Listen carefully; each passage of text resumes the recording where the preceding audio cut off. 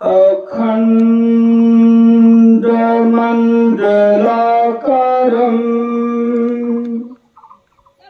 व्याप्तं येन चराचरम्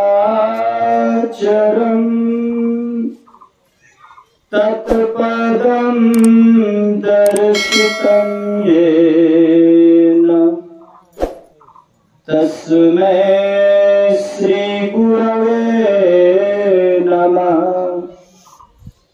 धन्य धन्य सतगुरु सुखद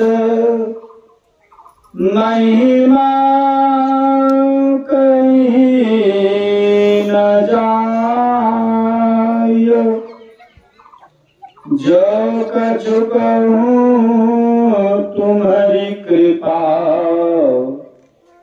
मोते कछु न बसाय। जो कछु कहूँ तुम्हारी कृपा मोते कछु न बसाय। सर्वक्षण स्मरणीय अनंत श्री विभूषित परम आराध्य सदगुरु महाराज जी के पावन श्री चरणों में कोटि सह नमन। मंचासीन पूज्य गुरुजन, इस सत्संग रूपी त्रिवेणी में स्नान करने वाले धर्म प्रेमी सज्जनों, धर्मशिला माताओं तथा भक्ति स्वरूपा बहनों, सबों को मेरा हार्दिक नमन है और निवेदन है कि एक बार पुनः जय ध्वनि करें। श्री सद्गुरु महाराज जी की जय।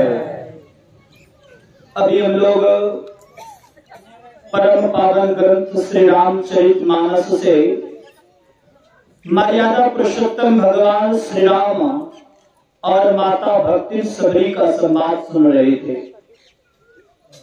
प्रसंग में आप लोगों ने सुना कि प्रभु श्री राम का शुभागमन माता सबरी के कुटिया पर हुआ है और माता सबरी भी वर्षों से आशा की बात को जोह रही थी, यानी भगवान के आगमन की प्रतीक्षा कर रही थी। क्यों? क्योंकि जिस समय प्रभु श्री राम का अवतार भी नहीं हुआ था, मातंग ऋषि माता सबरी के गुरु थे और मातंग ऋषि अपने पंचभौतिक शरीर को छोड़कर प्रयाण करने लगे। उस समय सबरी बहुत रोई।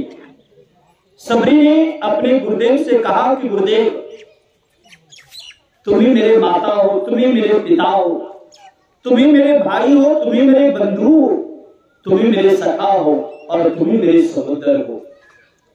मेरे जीवन के लिए सर्वस्व आप हो। हे गुरुदेव, जैसे पानी कुआं जो है पानी के बगैर बेकार होता है, आकाश जैसे चांद तारे के बगैर बेकार होता है, उसी तरह शिष्य का जीवन तो गुरु के बिना बेकार होता है। और आप इस शरीर संसार को छोड़कर जा रहे हैं, मैं कैसे रह पाऊंगी? सबरी के रोते बिलखते हुए देखकर मातंग ऋषि ने कहा, बेटी, इस संसार का नियम है, आए हैं सो जाएंगे। राजा रंग फकीर जो इस शरीर संसार में आते हैं, उसे एक ना एक दिन शरीर संसार को छोड़कर जाना होता है। इसलिए कि प्रकृति का विरोध संत लोग नहीं करते। सबरी, तुम्हें रोने की कोई आवश्यकता नहीं है, तुम्हारी इस कुटिया पर प्रभु श्री राम का शुभागमन होगा। विचार करिए, उस समय प्रभु श्री राम का अवतार भी नहीं हुआ था और उसी समय मातंग ऋषि ने कह दिया कि आपके कुटिया पर भगवान का आगमन होगा। जो संत होते हैं वो त्रैकालदर्शी होते हैं, भूत, वर्तमान और भविष्य, इन तीनों कालों को जानने वाले होते हैं।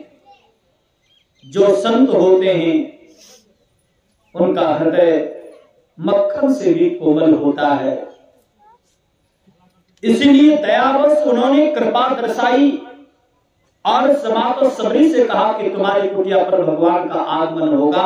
और सबरी तब से आशा की बात को जोड़ने लगी। मानो आपके घर कोई अतिथि आने वाले हो और किसी ने आपको ये जानकारी दे दी कि फलाना अतिथि आपके घर आने वाले हैं, ईमानदारी से बोलिए कितना दिनों तक प्रतीक्षा करेंगे? 2 दिन, 4 दिन, 5 दिन, 10 दिन, 1 महीना, इससे भी ज्यादा?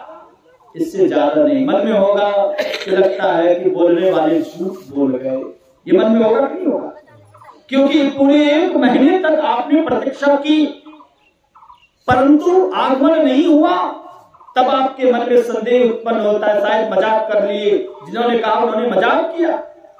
लेकिन विचार करिए, माता सबरी से सिर्फ उनके गुरु ने कहा था कि तुम्हारी कुटिया पर भगवान का आगमन होगा। समय सीमा कुछ भी नहीं कि 2 दिन, 2 महीना, 2 साल, 200 साल, सो नहीं। सबरी ने प्रतीक्षा की। उनको अपने गुरु पर विश्वास था, भरोसा था। यदि हमारे गुरुदेव कहा गए हैं तो जरूर आएंगे। कितना विश्वास, कितना भरोसा, कितना समर्पण, कितनी श्रद्धा, विचार कर लीजिए। सबरी ने 1-2 दिन प्रतीक्षा नहीं की, 1-2 वर्ष प्रतीक्षा नहीं की, 100-200 वर्ष प्रतीक्षा नहीं की। कथा तो बताती है कि 14,000 वर्षों तक आशा की बात को जोड़ती रही। 14,000 वर्षों तक।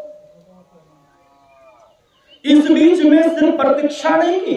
आपके घर कोई अतिथि आने वाले हैं तो विचार करिए, उसके लिए व्यवस्था करते कि नहीं करते? करते ना। मैं आप लोगों के लिए अतिथि हूं कि नहीं हूं? बिल्कुल भी नहीं हूं, क्योंकि महीनों दिन पहले से ये टाइम फिक्स है कि फलाना दिन हमारे आदरणीय श्री राधे श्याम कर्ण बाबू के यहाँ नेपाल पहुंचना है। तो मेरी तो तिथि पहले से निर्धारित है, तो मैं अतिथि कैसे हुआ? अतिथि तो उसको कहते हैं जिनके आने की तिथि निश्चित नहीं हो। अतिथि अतिथि, मेरी तो पहले से तिथि निर्धारित है, फिर भी आज ये व्यवस्था कि स्वामी जी आएंगे, इसके लिए सारी व्यवस्था की गई। जो भगवान अतिथि जिनके बारे में पूर्व से जानकारी है कि भगवान आएंगे, समय सीमा कुछ भी नहीं है, तब पर भी तो व्यवस्था करें कब भगवान पहुंच जाए। सबरी रोज अपने कुटिया को साफ करती थी, फल फूल लाती थी, कुटिया को सजाती संवारती थी, यहां तक कि भगवान के आगमन के लिए डगर को आती थी। डगर समझते हैं? रास्ते को साफ करती थी। सुबह से शाम तक प्रतीक्षा करती थी, आज प्रभु नहीं आए। बस मन ही मन भगवान को, जो भगवान के लिए जो प्रसाद लाती थी, फल लाती थी, मन ही मन भगवान को समर्पित करके वही प्रसाद ग्रहण करके फिर भजन में लग जाती। इस बीच में अनेकों ऋषि मुनि महात्मागण, जो जंगल में अनेकों ऋषि मुनि महात्मागण रहते थे, तो सबरी के कुटिया पर तो कुछ न कुछ महात्मा आते। सबरी से पूछते, किसके लिए रोज कुटिया साफ करती हो, किनके लिए फल फूल लाती हो? सबरी कहती कि मेरे कुटिया पर प्रभु श्री राम का आगमन होगा। महात्मा लोग व्यंग करते, एक तुच्छ जाति की भिड़नी, एक मुसहरणी के कुटिया पर भगवान का आगमन होगा। महात्मा लोग व्यंग करते, बड़ी भक्ति मनी है, इनके कुटिया पर भगवान का आगमन होगा। सबरी बड़ी दृढ़ता के साथ, शालीनता के साथ कहती कि जरूर मेरी कुटिया पर भगवान का आगमन होगा। क्यों? क्योंकि ऐसा हमारे गुरु महाराज कह गए हैं। कितना विश्वास होगा, सोचिए। जरूर कुटिया पर भगवान का आगमन होगा, क्योंकि ऐसा हमारे गुरु महाराज कह गए हैं। महात्मा लोग व्यंग करते, बड़ी भक्ति बनी है, इनके कुटिया पर भगवान का आगमन होगा। सबरी ने प्रतीक्षा करना बंद नहीं की, गुरु के बताए अनुसार साधना करती थी, सेवा के लिए समर्पित थी। और जब भगवान का आगमन हुआ तो किनके कुटिया पर हुआ? बोलिए, किनके कुटिया पर? सबरी के कुटिया पर। उस जंगल में ऊंची जाति के अनेकों महात्मा रहते थे, उनके कुटिया पर भगवान का आगमन नहीं होकर एक तुच्छ जाति की भिलनी की कुटिया पर भगवान का आगमन हुआ। मैं बता दूं, जैसे सबरी ने अपने गुरु पर विश्वास की, गुरु की आज्ञा का पालन की, उनके आदेश उपदेश के अंदर रहकर जीवन बिताई, तो उनके कुटिया पर भगवान का आगमन हुआ। यदि हम आप गुरु भक्त, गुरु भक्ति जो सच्ची निष्ठा, सच्ची श्रद्धा, सच्चा समर्पण के साथ गुरु की आज्ञा का पालन करते रहेंगे, तो कुटिया पर कौन कहे ये हृदय रूपी कुटिया पर भगवान का आगमन होगा, इसमें कभी संदेह नहीं है। बस सबरी के तरह पहली बात गुरु के प्रति पूर्ण विश्वास, दूसरी बात गुरु के प्रति पूर्ण श्रद्धा, और तीसरी बात पूर्ण समर्पण। भगवान अर्पण से खुश नहीं होते हैं, तो समर्पण से भगवान खुश होते हैं, होते कि नहीं? जब भगवान श्री राम की बात तो सबरी ने की, लेकिन जिस समय भगवान श्री कृष्ण को याद की द्रौपदी ने जब वस्त्र हरण होने लगा, तो साड़ी की, पहले तो उनको अपने सभा पर भरोसा था, विश्वास कि हमारे गुरुजी हैं, दादाजी हैं, परदादाजी हैं, भीष्म पितामह, द्रोणाचार्य, कृपाचार्य, अश्वत्थामा, कर्ण, विकर्ण, अनेक रति महारथी लोग मौजूद थे, ये हमारी रक्षा करेंगे। लेकिन किसी ने कोई रक्षा नहीं की, किसी ने कोई रक्षा नहीं की। तब द्रौपदी ने प्रश्न किया कि यदि पांचों पांडव अपने आप को हार चुके हैं, तो हारे हुए व्यक्ति को दांव पर लगाने का क्या अधिकार है? स्वयं गुलाम है, भला दूसरे को क्यों गुलाम बनाएंगे? इन प्रश्नों के उत्तर सुनने के बावजूद भी सभा बिल्कुल शांत, किसी ने कोई उत्तर नहीं दिया। जब व्यक्ति दुनिया से हार जाता है, तब किनको याद करता? हारे को? अरे ना, पहले तो अपने भरोसा, परिवार पर भरोसा, स्वजनों पर भरोसा, आसपास पड़ोसी लोगों पर भरोसा होता है।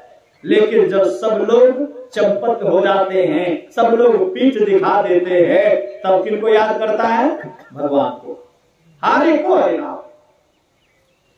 जब सुख की घड़ी आती है तो लोग इतराता इठलाता है, लेकिन जब दुख की घड़ी आती है और उस समय लगता है अब मेरी रक्षा करने वाला कोई नहीं, तब कहता है हे प्रभु, तुम ही मेरी माता हो, तुम ही मेरे पिता हो, तुम ही मेरे भाई हो, तुम ही मेरे बंधु हो, तुम ही मेरे सखा हो, तुम ही मेरे सहोदर हो। लेकिन कब? जब विपत्ति की घड़ी आती है, तब विपत्ति के समय आता है, तब ये लोग कहते हैं, तब भगवान को याद करते हैं।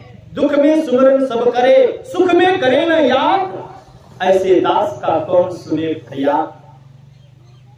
दुख की घड़ी में भगवान को याद करते हैं। दुख में सुमरन सब करे, सुख में करे ना कोई, जो सुख में सुमरन करे तो दुख काहे को होए। सुख की घड़ी में इतराता है, अभिमान पूर्वक ये कहता है जो कुछ हो रहा है ये तो मैंने किया है, कहते। आज यदि प्रभु की कृपा से आप 4 मंजिला मकान बना लिए हो, तो इठलाकर सीना को बुलाकर कहते हो देखो ये 4 मंजिला मकान मैंने बनाया है, मैंने अपने बेटे को पढ़ाकर आईपीएस आईएएस अफसर बनाया है, ये अभिमान के साथ कहते हो। लेकिन एक बात तो झांक करके देखा होता, यदि प्रभु की कृपा नहीं होती ये सब अभिमान दिखाने की नौबत ही नहीं आती। द्रौपदी को लगा अब मेरी रक्षा करने वाला कोई नहीं है, तब भगवान को याद की, साड़ी की कोची को एक हाथ से पकड़ी और एक हाथ ऊपर कर दी, हे द्वारिकाधीश अब मैं शरण तेरी। भगवान ने रक्षा किया कि नहीं किया? बोलो किया कि नहीं किया? बिल्कुल भी नहीं किया। भगवान ने क्यों नहीं रक्षा किया पता है? क्योंकि द्रौपदी को इतना विश्वास था कि मैंने साड़ी की कोची को मजबूती से पकड़ी है। एक हाथ ऊपर किया, एक हाथ ऊपर करने का मतलब अर्पण। भगवान को अर्पण से प्रसन्नता नहीं होती है, तो तुभ्यमेव समर्पयामि, हे प्रभु तुम मेरे हो और मैं तेरा हूं। ये भक्त के अंदर इसी भावनाएं आ जाए तब उनका हृदय समर्पित हो जाता है। द्रौपदी ने पहली गलती की कि साड़ी की कोची को एक हाथ से पकड़ी और एक हाथ ऊपर कर दी और कहा हे द्वारिकाधीश अब मैं शरण तेरी। यदि द्वारिका के रहने वाले, द्वारिका के राजा, अब मैं शरणी हूं। अब द्वारिका से आने में तो समय लगेगा ना, लगेगा नहीं लगेगा।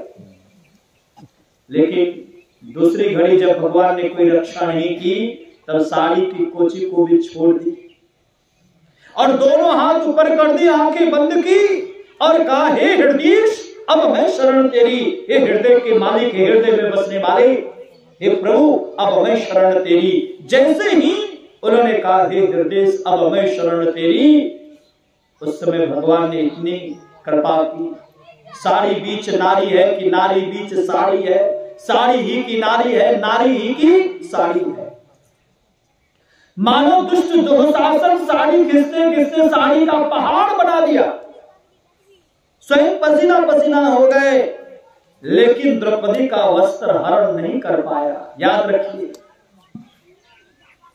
क्यों? मानो भगवान श्री कृष्ण ने साड़ी के रूप में अवतार लेकर के द्रौपदी की रक्षा की। इसका भी मूल कारण है, द्रौपदी को साड़ी ऐसे नहीं मिली, भगवान की तो कृपा हुई, एक बहाना था, लेकिन द्रौपदी को भी साड़ी मिलने का कारण है जब भगवान श्री कृष्ण ने शिशुपाल का वध किया सुदर्शन चक्र से, और पुनः वो चक्र जब उंगली में आई, थोड़ी देर तक घूमने के वजह से उंगली थोड़ी कट गई। सब लोग कपड़ा ढूंढने लगे, लेकिन द्रौपदी ने आनता देखी, झट से साड़ी को फाड़ करके भगवान श्री कृष्ण की उंगली को बांध दिए। उस समय द्रौपदी से भगवान श्री कृष्ण ने कहा था कि द्रौपदी, तुमने मेरी रक्षा साड़ी से की है, समय आने पर तुम्हारी भी रक्षा मैं साड़ी से करूंगा। हालांकि द्रौपदी को लगा था कि भला साड़ी की कमी हमको कब होगी। जिनके पति होते हैं उनके बक्से में देखो 4-4, 5-5 साड़ियां पड़ी रहती हैं। जिनके 5-5 पति हैं और वो भी साधारण नहीं, राजा महाराजा लोग पति, भला उनको साड़ी की कभी कभी होगी। लेकिन सब दिन होता ना एक समान, यही है ना, एक जैसी स्थिति परिस्थिति नहीं रहती है। संसार बदलने वाला है, परिस्थितियां बदलने वाली है। आप लोग दाव 5 में आकर के आप लोग सब कहानी जानते हैं कि अंधा का पुत्र अंधा कहा था द्रौपदी ने, जिसे एक वाक्य के चलते इतना बड़ा महाभारत हो गया। और उसमें भी वस्त्र हरण करने की बात आई, जिस समय भगवान श्री कृष्ण ने कहा था कि साड़ी की कीमत मैं साड़ी से चुकाऊंगा, तुम्हारी भी रक्षा मैं साड़ी से करूंगा, तो साड़ी की एक एक सूत की कीमत चुकाई। इससे एक बात स्पष्ट हो जाता है, यदि दूसरे के परोपकार के लिए यदि अपना तन, अपना मन और अपना धन यदि लगाते हैं, तो याद रखिए कि भगवान की ऐसी कृपा होगी कि किसी ना किसी रूप में आपके जीवन में उपकार आएगा। ऐसा नहीं समझिएगा कि जिनका हम उपकार कर रहे हैं उन्हीं से उपकार मिलेगा, ये समझना भूल हो सकता है। ये भूल हो सकता है कि हम जिनका उपकार कर रहे हैं उसी से हमको उपकार के बदले उपकार मिले। याद रखिए कि प्रभु की ऐसी कृपा है कि आप उपकार करो, आप भलाई करो, आप दान करो, आप त्याग करो, परिस्थिति आने पर किसी ना किसी रूप में आपके ऊपर भी उपकार करने वाले मिल जाएंगे, भलाई करने वाले मिल जाएंगे, सहारा देने वाले मिल जाएंगे। वो उपकार कभी भी समाप्त नहीं होता, याद रखिए। और यही कारण था कि द्रौपदी की रक्षा भगवान ने की। मेरा यहां कहने का तात्पर्य है कि भगवान अर्पण से खुश नहीं होते हैं, तो भगवान किनसे खुश होते हैं? समर्पण से। भक्तों का हृदय कैसा चाहिए? बिल्कुल समर्पित। तो द्रौपदी की रक्षा जैसे भगवान ने की समर्पित होने पर, वैसे ही भक्त का हृदय, भक्त का मन, भक्त का चित्त जब प्रभु में लग जाता है, तो स्वाभाविक रूप से भक्त भी, जैसे भक्त का मन भगवान में लगता है, तो भगवान का मन किसमें लगेगा? भक्त में। जैसे छोटे बच्चों को आप लोगों ने देखा होगा जो डेगा डेगी पांव रखता है। मेरी बात समझ में आ रही ना? बोलिए गुरुदेव भगवान की जय। जैसे छोटे बच्चों को आप लोगों ने देखा होगा, उस छोटे बच्चे को दूर पर खड़ा कर देते हैं, दूर में खड़ा कर देते हैं और उस बच्चे का नाम लेकर पुकारते हैं, जो डेगा डेगी पांव रखता है। बच्चा मां के तरफ देख करके धीरे धीरे बढ़ते जाता है। अम्मा देख लेती बच्चा करीब आ गया तो दौड़ और पीछे हट जाती। बच्चा धीरे धीरे और आगे बढ़ता है और एवं प्रकार से 2-4 डेग बच्चा पांव बढ़ाया, बच्चा लड़खड़ाने लग जाए तो माँ क्या करती है? माँ ये करती है ना कि थोड़े बच्चे गिर जाए, लड़खड़ा करके गिर जाए तो हाथ पर मजबूत होगा, गिरने देती है माँ? नहीं। यदि 2-4 पग बच्चे ने पांव बढ़ाया और बच्चे लड़खड़ाने लग जाए तो माँ दौड़ करके जाती, झट से जाती है और लड़खड़ाते हुए बच्चे को बाहों में समेट लेती हैं। जैसे बच्चा का हृदय सच्चा है, मन पवित्र है, मन में कोई दोष नहीं है, सच्चे हृदय से यदि वो माँ की तरफ बढ़ता है तो माँ उस बच्चे को गिरने नहीं देती है। ठीक उसी तरह यदि भक्तों का हृदय सच्चा हो, मन पवित्र हो, मन में कोई दोष नहीं हो और सच्चे हृदय से भगवान की भक्ति करके भगवान की तरफ बढ़ने लगेंगे तो भगवान भी आपको अधोगति में गिरने नहीं देंगे, बल्कि बाहों में समेट करके जीवन का कल्याण कर देंगे। इसलिए भक्त का हृदय भगवान के प्रति समर्पित होना चाहिए। और ये समर्पण का गुण कौन सिखाएगा? सिनेमा हॉल, सर्कस, थिएटर कौन सिखाएगा? कोई संत सिखाएंगे, सद्गुरु सिखाएंगे, महापुरुष सिखाएंगे। इसलिए सबरी ने अपने गुरु का सम्मान की, गुरु के आज्ञा का पालन किया। एक बात बता देना चाहता हूं कि सबरी ने गुरु पर पूर्ण विश्वास की थी। प्रेम था तभी तो विश्वास, प्रेम नहीं होता तो कभी गुरु को याद कर पाते? आप कभी मेला घूमने के लिए जाते होंगे, बच्चे यदि घर में बीमार हैं, आप मेला घूमने के लिए जाते हैं या कहीं दुकानदार के पास गए हुए हैं तो क्या करते हैं? सौदा खरीदते हैं, लेकिन ध्यान कहाँ रहता है? ईमानदारी से बताइएगा। बच्चा पता नहीं खाना खाया होगा कि नहीं, पानी पिया होगा कि नहीं, दवाई उनको दिया गया होगा कि नहीं, ये तमाम बातें होती नहीं होती। सौदा खरीदते हैं, बाजार घूमते हैं, लेकिन ध्यान कहां? अपने बच्चा के ऊपर। कभी कभी तो माताएं झगड़ जाती दुकानदार से, देना है तो दीजिए, नहीं तो किसी और दुकान में देखेंगे। मेरे बच्चे बीमार हैं, बीमार बच्चे को मैं छोड़ करके आई हूं, ऐसा माताएं कहती हैं। विचार करिए, अपना बच्चा बीमार है, उसको देख करके आई हैं, एक क्षण के लिए भी ख्याल बिगड़ता नहीं है, सदैव स्मरण बना रहता, यादें बनी रहती हैं, रहती। अब पड़ोसी का बेटा बीमार है, उसको देख करके गए हैं बाजार, तो कितना बार याद आएगा? बोलिए तो।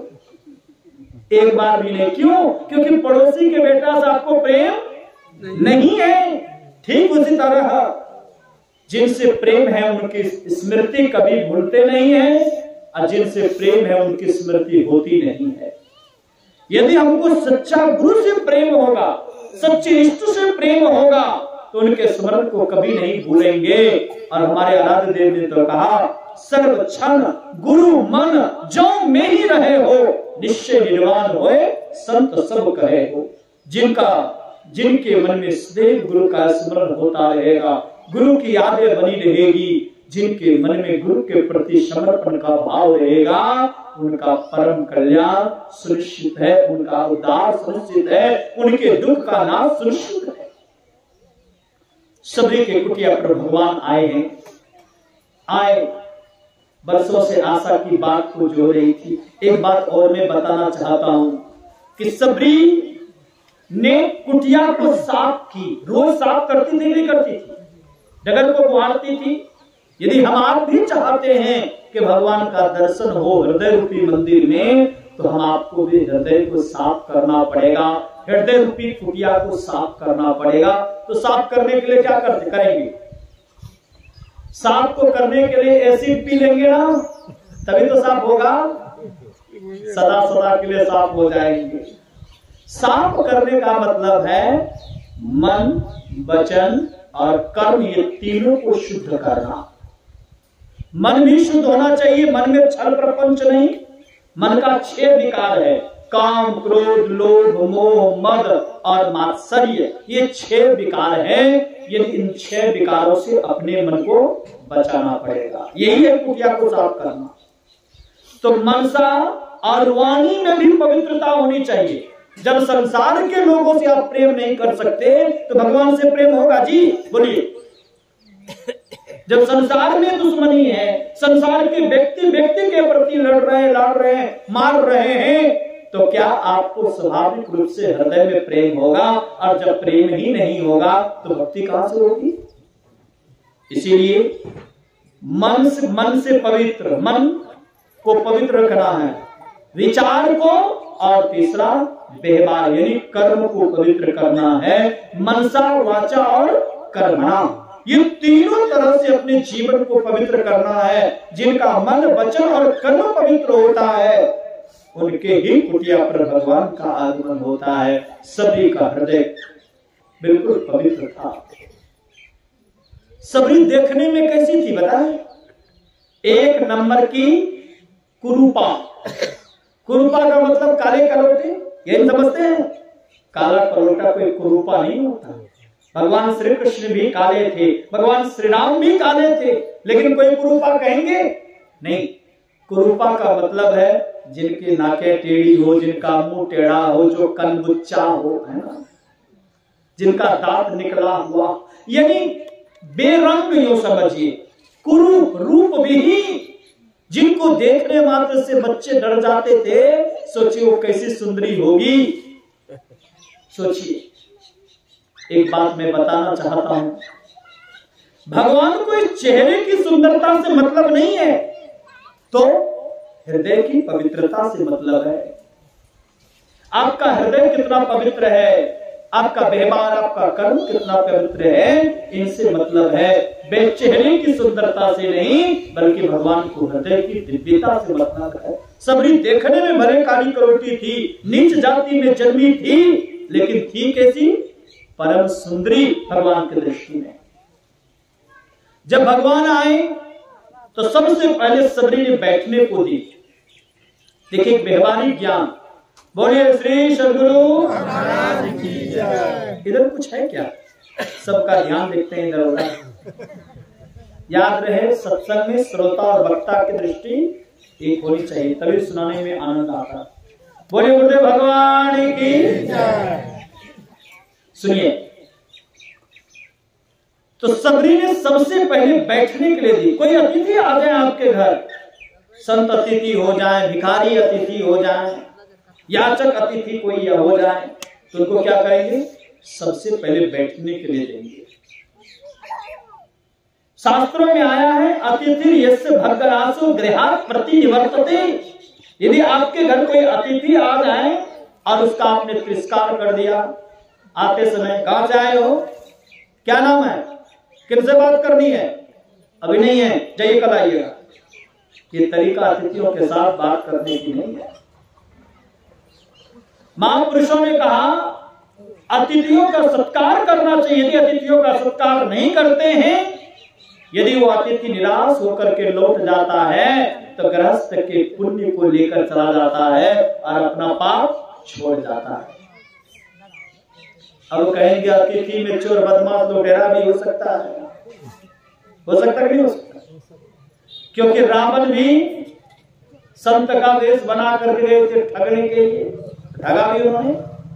विचार कर लीजिए, तब हम अतिथि का सत्कार कैसे करें, कैसे पहचाने? यदि अतिथियों का सत्कार आपको नहीं करना है तो जरूर करिए, नहीं करना तब भी करिए, लेकिन कैसे करिए? वाणी के द्वारा। पानी और वाणी से दो से स्वागत करिए। किन चीजों से? पानी और वाणी, ये दो चीजों से स्वागत करिए। जैसे कोई अतिथि आ गया, श्रीमान जी आप पधारे, स्वागत है, बैठिए। यदि बैठने के लिए नहीं देना है, खाने के लिए नहीं देना है, तो कम से कम पानी पिलाइए, तो बिठा करके पानी पिला दीजिए। पानी भी नहीं पिलाना है, बैठाना भी नहीं है, तो फिर स्वागत कैसे करें? फिर भी स्वागत कर सकते हैं, किनसे? वाणी से। श्रीमान जी आप पधारे, मेरा सौभाग्य कि आपका दर्शन मुझे प्राप्त हो रहा है, परंतु मैं इस समय आपकी कोई सेवा नहीं कर सकूंगा, इसके लिए क्षमा चाहता हूं। विचार करिए, क्या चला गया? गया कुछ, सम्मान भी हो गया और कुछ गया भी नहीं। श्री सद्गुरु महाराज की।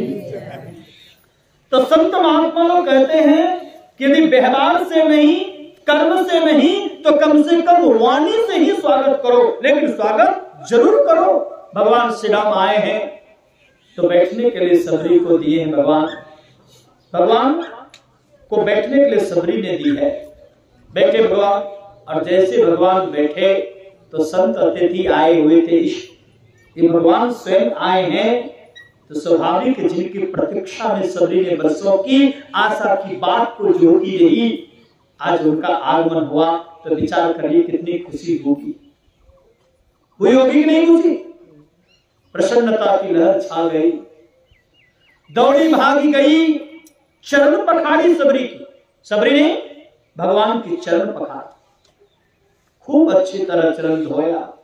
हमारे यहां भी चरण धोने की प्रथा है।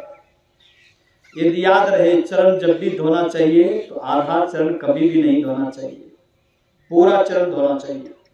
पूरा चरण का मतलब पीछे तक। आधा चरण धोया राजा नल ने, चला गया पूजा घर में, जिसके चलते कलयुग सवार हो गया, बुद्धि भ्रष्ट हो गई, राज का सब चला गया। जानते हैं महाभारत की प्रश्न, महाभारत की कथा है। इसलिए अपना भी आधा चरण कभी भी नहीं धोना चाहिए। सबरी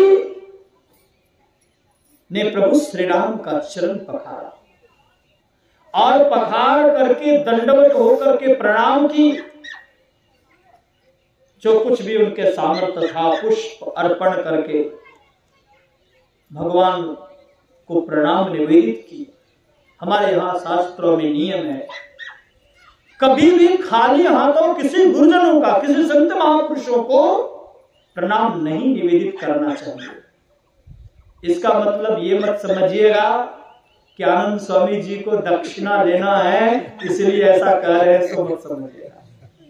गुरुदेव की ऐसी कृपा है कि परिस्थिति से परिस्थिति में भी ऐसी कृपा बन जाती है कि सब कुछ सुचारू ढंग से चलता है। मेरा मुझ में कुछ नहीं, जो कुछ है प्रभु तोड़, तेरा तुझको सौंपते क्या लागत है वो। शास्त्रों की बात इसलिए कह देता हूं, कभी भी गुरुजनों को खाली हाथ प्रणाम नहीं करना चाहिए। भगवान शिव से पार्वती जी ने पूछा कि कैसे नमन करना चाहिए, तो उन्होंने कहा कि वस्त्र, द्रव्य, फल, फूल कुछ ना कुछ अर्पित करके नमन करना चाहिए। का वस्त्र देने का सामर्थ्य नहीं हो तो का द्रव्य देकर के प्रणाम करो, का द्रव्य देने का सामर्थ्य नहीं हो का फल अर्पित करके नमन करो, का फल देने का सामर्थ्य नहीं हो या व्यवस्था नहीं हो तो क्या करें, का पुष्प अर्पण करके नमन करो, का पुष्प भी व्यवस्था नहीं हो तो क्या करें, कहा माथा टेक करके प्रणाम कर लो। कब प्रणाम करो, जब कोई व्यवस्था नहीं हो तभी खाली हाथों प्रणाम करना चाहिए, ऐसे खाली हाथों प्रणाम नहीं करना चाहिए। आप लोग भी जानते होंगे ग्रहार गजराज के बीच में लड़ाई हो रही थी। ग्रहा ने गजराज को पछाड़ दिया। पहले तो अपने पत्नी बच्चा पर भरोसा था, लेकिन सब पीछे मुड़ गए। तब हारे को हरिनाम, तब गजराज ने भगवान की स्तुति की। लेकिन कैसे स्तुति की? एक तरफ तो चरण पकड़ा था ग्रहा ने, विषम परिस्थिति में थे, पानी की तरफ खींचते जा रहे थे। अब लगा था कि अब मेरी रक्षा करने वाला कोई नहीं, फिर भी उस विषम परिस्थिति में सूंड से कमल पुष्प को तोड़ा और सूंड उठाया और क्या कहा, हे गोविंद राखो शरण, अब तो जीवन हारे। हे गोविंद, हे प्रभु, अब मैं शरण में हूं। ये स्तुति की, लेकिन खाली हाथों नहीं, बंधन की खाली हाथों नहीं। सुमन का दो अर्थ है, एक तो पवित्र मन और दूसरा होता है पुष्प। यानी पवित्र मन से पुष्प अर्पित करके एक हाथी के शरीर में रहते हुए गजराज ने भगवान की स्तुति की। जब पशु को ये ज्ञान हो सकता है तो हम विवेकशील प्राणी होते हुए भी यदि गुरुजनों को खाली हाथों नमन करते हैं तो समझ लीजिए उचित नहीं है। सबरी के पास जो सामर्थ्य था उस समय, वो पुष्प अर्पण करके सबरी ने प्रणाम निवेदित की। और वो भी प्रणाम कैसे की? साष्टांग होकर के। आजकल के तो लोग अंग्रेजी पढ़ने लगे हैं तो अंग्रेजी सिस्टम से प्रणाम करते हैं, करते ही नहीं करते।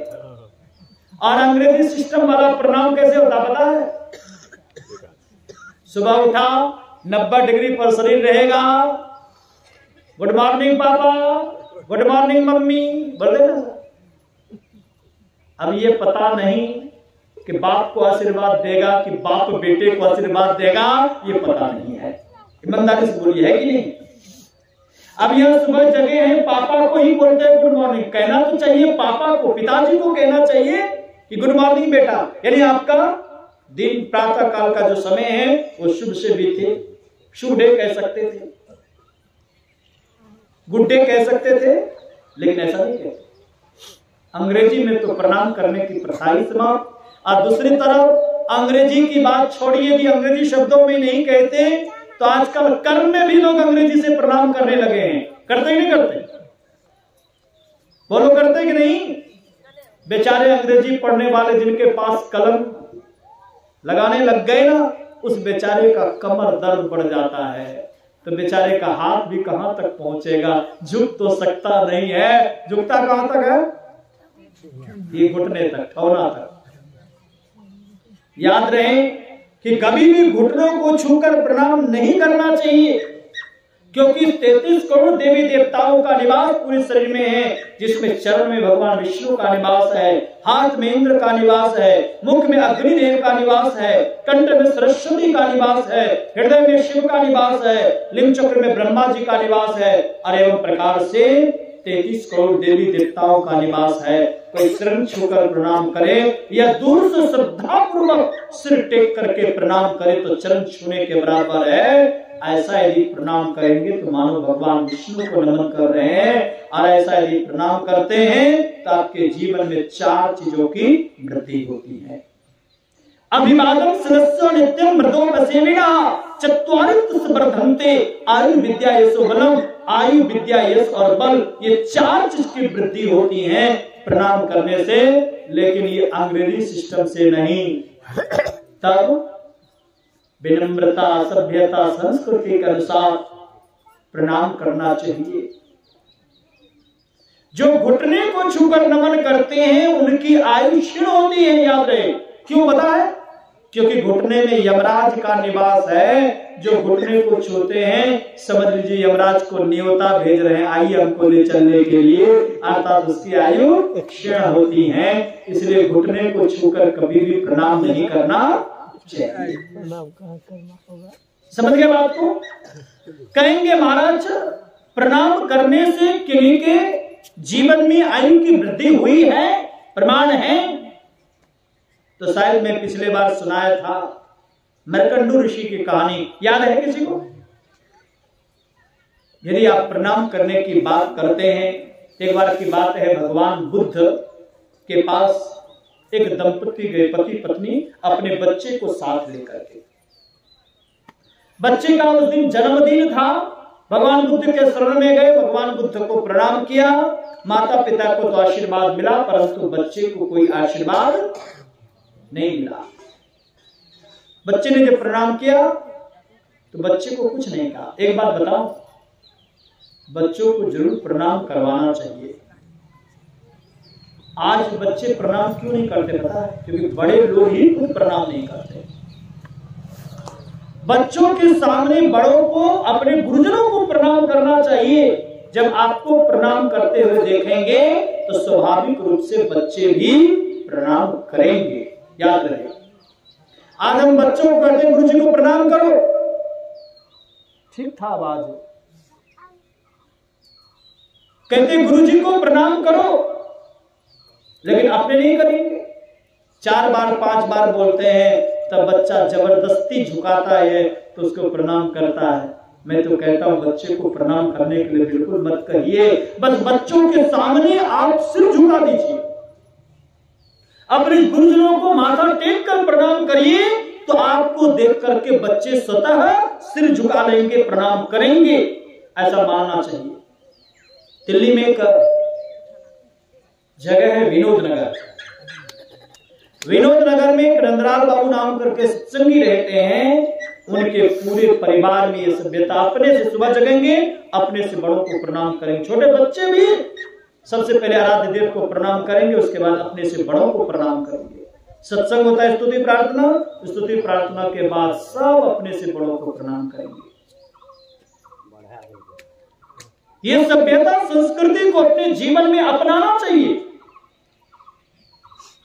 भगवान बुद्ध को जैसे ही प्रणाम किया तो माता पिता को तो आशीर्वाद मिला, परंतु बच्चे को आशीर्वाद नहीं मिला।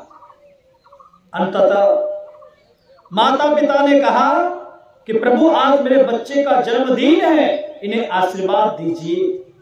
भगवान बुद्ध कुछ नहीं बोले, एक बार, दो बार, तीन बार, चार बार,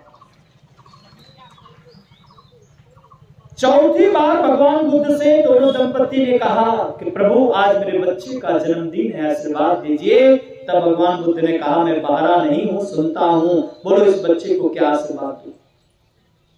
इस बच्चे की आयु शेष 5 दिन है। जीवन का कितना दिन? मात्र 5 दिन बचा है, बोलो इसको क्या आशीर्वाद दूं।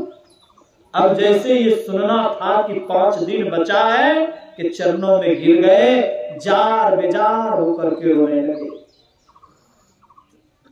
अब बच्चा के माता पिता ही नहीं बल्कि बच्चे भी रोने लगे। रोते बिलखते देख करके भगवान बुद्ध को दया आई। संत का हृदय कैसा होता है? कोमल। कैसा कोमल? मक्खन के तरह। संत हृदय नवनीत समाना, कहा कभी न पाए कहीं न जाना। जिन्होंने मक्खन के समान कहा उन्होंने कहने के लिए नहीं जाना। क्यों? निज परिताप द्रवई नवनीता। मक्खन अपने ताप से पिघल जाता है, लेकिन जो संत का हृदय होता है वो दूसरे के दुख को देख करके पिघल जाता है। ये संत का सहज स्वभाव है। एक बार की बात है, एक महात्मा जी नाव पर बैठकर यात्रा कर रहे थे। जब से बैठे थे तो भगवान के चिंतन में डूबे थे। संत लोग तो होते ही ऐसे, मुझे तो काम है ईश्वर से, जगत रूठे तो रूठे, रोठन दो। संसार के लोग चिंता करते हैं, लेकिन संत लोग चिंतन में अपने मन को लगा कर रखते हैं, क्योंकि वे जानते हैं कि जिस संसार के लिए हम चिंता करेंगे, चिंता करने से संसार की चिंता करने से समस्या का समाधान नहीं होगा, बल्कि देखिए चिंता करने वालों के जीवन में टेंशन बढ़ता है, परेशानी बढ़ती है। बीमारी हुई, बीमारी के लिए फिर पैसे चाहिए, अब पैसे के लिए फिर परेशान हुआ तो टेंशन लिया, बीमारी बढ़ी, फिर दवाई के लिए पैसे चाहिए, अब पैसा की व्यवस्था के लिए फिर से टेंशन शुरू। तो विचार करें, समस्याएं बढ़ी घटी। इसलिए संत लोग चिंता नहीं चिंतन करते हैं, क्योंकि चिंता करने वाले चिता की ओर जाते हैं और चिंतन करने वाले भगवान की ओर जाते हैं। चिंता और चिता में कितना अंतर है? कितना अंतर का? मात्र अनुस्वार का अंतर है। च में छोटी मात्रा अनुस्वार का चिंता, और च में छोटी मात्रा तो आ का चिंता। चिता अर्थात जो चिंता करता है वो चिता की ओर जाता है, लेकिन जो चिंतन करता है वे भगवान की ओर जाता है। इसलिए संत लोग कभी भी चिंता नहीं करते हैं, कभी भी। बड़ी मस्ती से बैठे थे। मंचले युवक भी उस नाव पर बैठा था। मंचले युवकों को लग रहा था ये महात्मा जी जब से बैठे हैं, आंखें बंद करके सिद्धासन में बैठे हैं, यदि आज कुछ बोलते तो कितना अच्छा होता। महात्मा जी के सामने सारे बच्चे लोग शोरगुल करना शुरू कर दिया। महात्मा जी कुछ नहीं बोले। एक बार, दो बार, चार बार कहा ये महात्मा जी ऐसे नहीं बोलेंगे। सभी बच्चों ने, मंचले युवक जितने थे, सभी ने विचार किया, कहा किसी ने मूछ पकड़ो, कोई दाढ़ी पकड़ो, कोई बाल खींचो, कोई चुट्टी काटो, कोई कपड़ा खींचो, परेशान करेंगे, अपने कुछ बोलेंगे। और वैसा करना शुरू कर दिया। फिर भी संत कुछ नहीं बोले, लेकिन संत के दुख को देख करके भगवंत को नहीं आ गया। आकाशवाणी हुई, हे संत प्रवर, यदि आपकी आज्ञा हो तो इस नाव को उलट कर सारे दुष्टों का संहार कर दो। फिर भी संत कुछ नहीं बोले। एक बार, दो बार, तीन बार आकाशवाणी हुई, फिर भी संत कुछ नहीं बोले। चौथी बार आकाशवाणी हुई, हे संत प्रवर, बोलते क्यों नहीं है? बोलने की देर है, करने की देर नहीं। यदि आपकी आज्ञा हो तो इस नाव को उलट कर मैं सारे दुष्टों का संहार कर दो। तब संत ने अपनी आंखें खोली और उन्होंने कहा, हे प्रभु, यदि उलटना चाहते हैं तो जरूर उलटिए। उलटना चाहते हैं तो जरूर उलटिए, लेकिन नाव को नहीं। नाव पर जो कुछ कुबुद्धि वाले व्यक्ति बैठे हैं, उस कुबुद्धि को उल्टाकर उसके अंदर सुबुद्धि भर दीजिए, ताकि किसी के साथ ऐसा व्यवहार नहीं करे। ये संत का सहज स्वभाव है। संत का कोई अपकार भी करता है तो संत का उपकार ही होता है। संत का जीवन कैसा होता, एक वृक्ष के नाई संत का जीवन कैसा, एक कुआं के तरह। जैसे कुआं का जल अपने लिए नहीं होता, वृक्ष का फल वृक्ष के लिए नहीं होता है, उसी तरह जो संत महापुरुष होते हैं उनका जीवन अपने लिए नहीं होता है, बल्कि उनका जीवन तो संसार के कल्याण के लिए हुआ करता है, संसार के व्यक्ति के दुख को भंजन करने के लिए हुआ करता है। भगवान बुद्ध को दया हुआई और कहा, जाओ आज से इस बच्चे के जन्मदिन पर 7 दिनों का सत्संग आयोजन रखो, यानी बच्चे के निमित्त सत्संग का आयोजन रखो, और जो भी साधु महापुरुष आवे इस बच्चे से कहना प्रणाम करे, और जो भी सद्भक्त जन आ जाए सबको कहना प्रणाम करने के लिए, आने वक्त भी और जाने वक्त भी। ठीक वैसा ही किया। 1 दिन 2 दिन 3 दिन 4 दिन 5 दिन बीत गया, परंतु बच्चे की मृत्यु नहीं हुई। 6ठा दिन भी मृत्यु नहीं हुई। 7 दिन पूरा हो गया, परंतु बच्चे की मृत्यु नहीं हुई। 8वें दिन भगवान बुद्ध के पास जो भी फल फूल द्रव्य वस्त्र जो लेकर के जाना था लेकर गए, भगवान बुद्ध को साष्टांग प्रणाम किए, और तब भगवान बुद्ध ने कहा, देखो इस बच्चे की आयु 5 दिन से 105 वर्ष की हो गई है। विचार करिए प्रणाम करने का कितना फल है। 5 दिन से प्रणाम करने के चलते उस बच्चे के जन्मदिन पर सत्संग हुआ, और जन्म जीवन के निमित्त सत्संग हुआ, और साथ साथ बच्चों ने जो प्रणाम किया उस प्रणाम करने के चलते 5 दिन से 105 वर्ष की आयु हुई। बाद में भगवान बुद्ध के शिष्य को ग्रहण किया और पूरे 105 वर्ष तक जीवित रहा। विचार करिए प्रणाम करने का कितना बड़ा फल है। इसलिए सबरी ने साष्टांग होकर के प्रणाम की, और प्रणाम करके हाथ जोड़कर खड़ी हो गई, और उन्होंने क्या कहा कि हे प्रभु, मैं तुम्हारी स्तुति किस तरह करूं, कि ही विधि स्तुति करो तुम्हारी, अधम जाति में जड़ मति भारी, अधम ते अधम अधम अति नारी, तिन मह में मति मंद अघारी। ये आपके शत्रु स्त्रियों में जो नीच से नीच अत्यंत नीच होती हैं, तिनमें मैं मंद बुद्धि की हूं, तुम्हारी स्तुति किस तरह करो। भगवान सुन लिए, अपने आप को नीच बता रही है। अब भगवान को क्या कहा, हे प्रभु, तुम तो दुख का नाश करने वाले हो, दुख भंजन हो, कृपानिधान हो, दीन बंधु हो, हे दीन दयालु हो, इसलिए मेरे जैसे नीच दीनहीन की स्तुति मैं कैसे करूं, ये मुझे तो पता नहीं। भगवान सुन लिए, मुस्कुराते उन्होंने कहा, रघुपति सुनो भामिनी बाता, मानो एक भगति करना था। भगवान सुन लिया, उन्होंने कहा कि सबरी, मेरा रिश्ता नाता संबंध यदि किसी चीजों से है तो केवल भक्ति से है, तुम तो भामिनी हो। देखिए भगवान को मैंने शुरू में क्या कहा, भगवान को चेहरे की सुंदरता से मतलब नहीं, हृदय की दिव्यता से मतलब है। सबरी का हृदय परम पवित्र था, और इसीलिए सबरी को भगवान ने भामिनी का अर्थ होता सुंदर स्त्री, लेकिन सबरी सुंदरी नहीं थी, लेकिन भगवान की दृष्टि में सुंदरी थी। क्यों?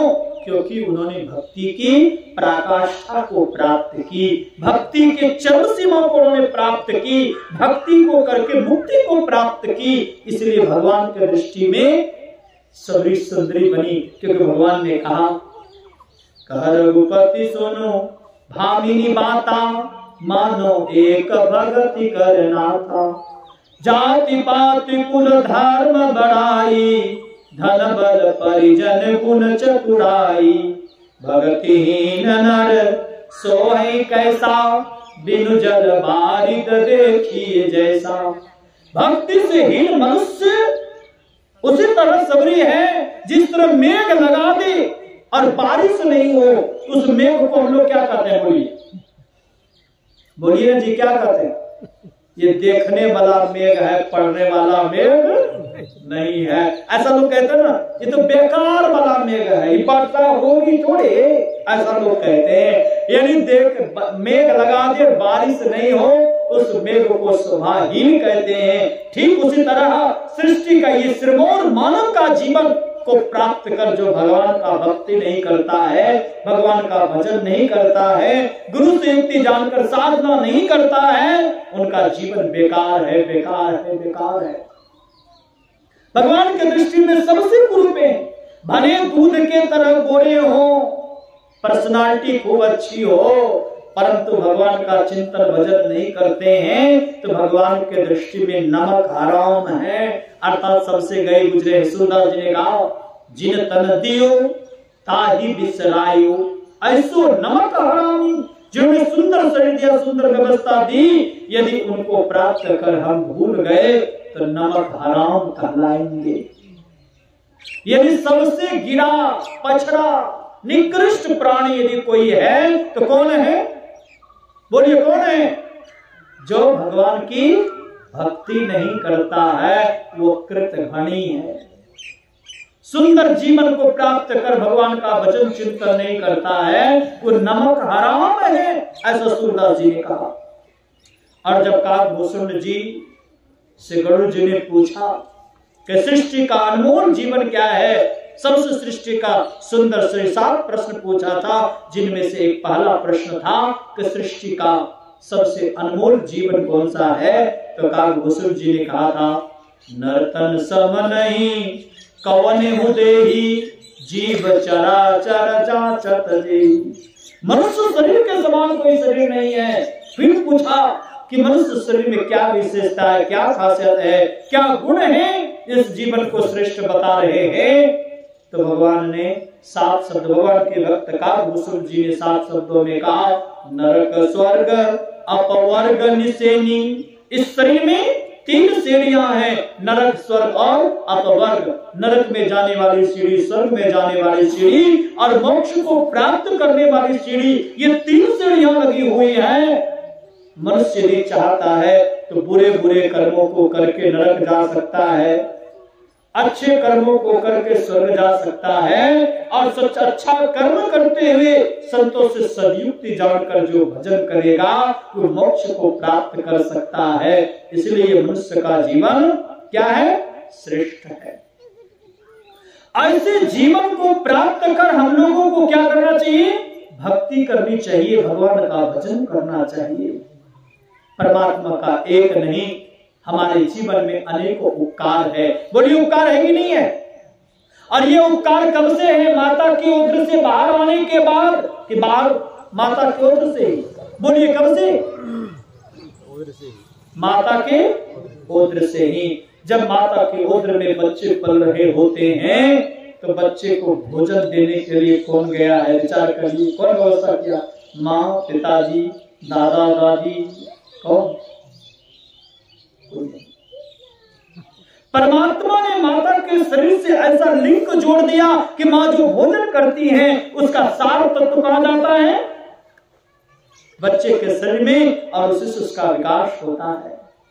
9 महीना में न जाने कितना मन अन्न खा करके माँ लेट्रिन में परिणत कर देती है, लेकिन वहीं पर माता की उदर में जो बच्चे पल रहे होते हैं उसको कोई क्षति नहीं होती। ये सुरक्षा कवच किसने बनाया? माँ ने, पिता ने, दादा दादी, चाचा चाची, किसने? परमात्मा। विचार करिए, तो परमात्मा का उपकार माता के शरीर में, और माता के शरीर से बाहर आने के बाद भी परमात्मा को आपके जीवन की चिंता है, बच्चे के जीवन की चिंता है। बोलिए है कि नहीं है? बच्चे माता के उदर से जैसे बाहर निकलते, बच्चा क्या खाएगा? माता पिता से पहले चिंता किनको? परमात्मा को। बोलिए है कि नहीं है? जैसे ही बच्चे का जन्म, जब तक माँ ने बच्चे को जन्म नहीं दी तब तक माँ को दूध नहीं, और जैसे माँ ने बच्चे को जन्म दिया, बच्चे का जन्म होता है कि माँ को दूध शुरू हो जाता है। विचार करिए कितनी परमात्मा को चिंता। बच्चे का लीवर अत्यंत कमजोर होता है, अतड़ी कमजोर होती है, तो बच्चे को कैसा चाहिए दूध? एकदम पतला दूध चाहिए, तो परमात्मा ने शुरू का माँ का दूध कितना बिल्कुल पतला। धीरे धीरे जैसे जैसे बच्चे बढ़ते जाते हैं दूध भी गहराता चला जाता है। और जब देख लिया परमात्मा ने कि अब बच्चे फल फ्रूट खा करके पचा सकते हैं, लीवर मजबूत हो गया, तो परमात्मा ने क्या किया, दूध वाला दांत दिया। अब फल फ्रूट इन्हीं सुपाच्य आहार को खाओ पचाओ। अब देख लिया कि परमात्मा ने कि अब लीवर अत्यंत मजबूत हो गया है, अन्न को खा करके पचा सकता है, तो दूध वाला दांत गिरा दिया, फिर फिक्स दांत दे दिया, भूजा चबाते रहो। विचार करो परमात्मा का कितना उपकार है, उपकार है कि नहीं है? और उस उपकार के बदले आपने क्या किया, कुछ दिया? मानो कोई व्यक्ति, में बारंबार एक उदाहरण दिया करता हूं, मानो कोई व्यक्ति सड़क छाप हो गया है, मेरी बात समझ में आ रही है? मानो कोई व्यक्ति सड़क छाप हो गया, सड़क छाप से मतलब यानी घर द्वार कुछ नहीं है, उसको रोटी रोटी के लिए मोहताज है, और वैसे विषम परिस्थिति में अपना भी पराया हो गया, मतलब किसी ने कोई मदद नहीं की, और वैसे विषम परिस्थिति में कोई मित्र का मित्र मिल जाए तो दूर का मित्र हुआ, और वो मित्र कहा दे, अरे मित्र तुम यहां क्यों भटक रहे हो, मेरा घर है ना, चलो ना, अपने घर में लेके चला जाए, 4-5 दिन के लिए भोजन की व्यवस्था कर दे। अब उस मकान में रह करके अपनी कमाई कर रहे हैं, अपना जीविकोपार्जन स्वयं कर रहे हैं। 2-4-5 साल तक आप रहे, अच्छी कमाई करी, आपने जमीन खरीदी, मकान बनाया, अब उस मित्र के घर को छोड़कर जा रहे हैं, तो ईमानदारी से बोलिए उस मित्र को धन्यवाद करेंगे कि नहीं करेंगे? करना चाहिए कि नहीं करना चाहिए? उसके लिए धन्यवाद ज्ञापन करते, मित्र भगवान तुम्हारे जैसा मित्र सबको दे, कहते हैं ऐसा, तुम्हारे जैसे मित्र सबको दे, ऐसा लोग कहते हैं। आज तुम्हारे चलते आज मेरे पास अपनी जमीन हुई, अपना मकान हुआ, भाई तुम्हारा मैं आभारी हूं। जब कभी किसी भी परिस्थिति में यदि तुम्हारे को लगे कि मेरे द्वारा कोई सहायता मिल सकती है तो जरूर याद करना मित्र, मैं आऊंगा। और अब अपने घर में चले गए, सैकड़ों मित्र, सैकड़ों काम है, और उस मित्र ने याद कर लिया जिस मित्र ने रहने के लिए मकान दिया था, और आपके पास कितना काम है, सैकड़ों काम है, तो क्या करेंगे? सैकड़ों काम को देखेंगे कि मित्र के बुलावे पर जाएंगे? क्या करना चाहिए बोलिए? मित्र के बुलावे पर जाना चाहिए। तो विचार कर सकिए कि जिन्होंने 2-4-5 दिन के लिए भोजन दिया, 2-4-5 साल के लिए मकान दिया, उसके लिए सैकड़ों काम छोड़ सकते हैं, और जिन्होंने ये पूरा जीवन दे दिया, जिनकी कृपा से हम देख सकते हैं, जिनकी कृपा से हम चल सकते हैं, जिनकी कृपा से संसार के उपभोग उपयोग कर सकते हैं, इन तमाम व्यवस्थाओं को जिस परमात्मा ने दिया, क्या उनको हमें याद नहीं करना चाहिए? क्या उनका धन्यवाद ज्ञापन नहीं करना चाहिए? क्या उनकी बड़ाई नहीं करनी चाहिए? क्या उनका स्मरण नहीं करना चाहिए? करना चाहिए कि नहीं करना चाहिए? और यदि नहीं करते हैं तो क्या कराएंगे? ईमानदारी से बोलिए, अपना सर्टिफिकेट अपने से बनाइए, इसका मतलब हम लोग बेईमान हो गए हैं, अर्थात पुनः ये सुंदर जीवन पाने का अधिकार आपको नहीं है। संत महात्मा लोग कहते हैं कि जीवन मिला है, ऐसे जीवन को प्राप्त कर संसार का भी काम करिए। ऐसा नहीं कि संसार का काम नहीं करें, कमाएंगे नहीं तो खाएंगे क्या? आज यदि नहीं कमाते तो हमें भी बुला पाते किसे?